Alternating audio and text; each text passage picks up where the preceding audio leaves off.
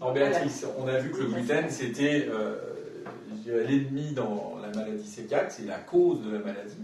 Il me paraît important que quand on va s'adresser à des clients qui ont l'intolérance au gluten et qui veulent faire un régime sans gluten, on sache exactement ce que c'est que le gluten, parce qu'on en parle beaucoup, mais on ne le voit jamais.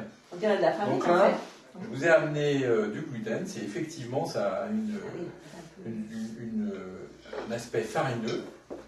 C'est blanc cassé, vous voyez, et ça se présente sous forme de farine. Donc on ferait les mêmes choses qu'avec la farine? Alors, je vais vous montrer, en fait, à quoi ça sert le gluten dans une farine. Donc on va mélanger avec de l'eau. Alors donc je rajoute l'eau. Ce qui est difficile, c'est de trouver les bonnes quantités. Ben, on retrouve, pour ceux qui ont l'habitude de cuisiner, un peu les aspects qu'on a dans la pâte à crêpes. Hein. Alors là, vous voyez, hop, il n'y a pas assez d'eau, je vais en remettre un petit peu. Voilà. Et ça fait des grumeaux comme les farines ou bien... Alors vous allez voir, ça va faire une sorte de magma. Là, on commence à le voir un peu plus clair. Voilà. Voilà ce que ça fait. Et en fait, donc le gluten, ça vient de glu, ça veut dire colle. Donc on obtient une masse toute collante, qui n'est pas très encourageante, et qui réticule. C'est-à-dire que ça va former un réseau. Ah, voilà. Vous voyez, ça comme une boule de chewing-gum. Si vous vous rappelez, dans notre enfance, hein, quand on était dans les champs de blé, vous attrapiez un morceau de grains de blé et vous les preniez dans la bouche, ça vous faisait du chewing-gum. Et là maintenant, vous voyez, regardez, ça fait une substance qui est collante, et c'est de là que vient le mot gluten, colle, la glu.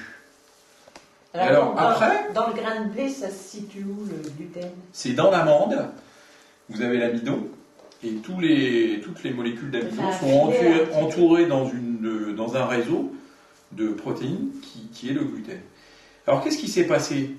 C'est que, vous voyez bien la propriété de ce réseau, c'est que dans le pain et dans les viennoiseries, ça permet l'emprisonnement du gaz qui est produit par la levure. C'est-à-dire que quand on fait le pain, on met de la levure, et donc les levures produisent des gaz, et là ça fait des mini-ballons à l'intérieur de la pâte à pain. Et ça permet d'avoir des viennoiseries qui lèvent énormément, des pains qui lèvent énormément. Ah oui, alors pour vous, ça ne doit pas être facile de faire tout ça. Alors sans gluten, tous les boulangers vous diront que c'est quasiment impossible de faire du pain. Donc nous, notre art, c'est d'arriver à faire du pain sans avoir ce gluten qui permet d'emprisonner les boules de gaz.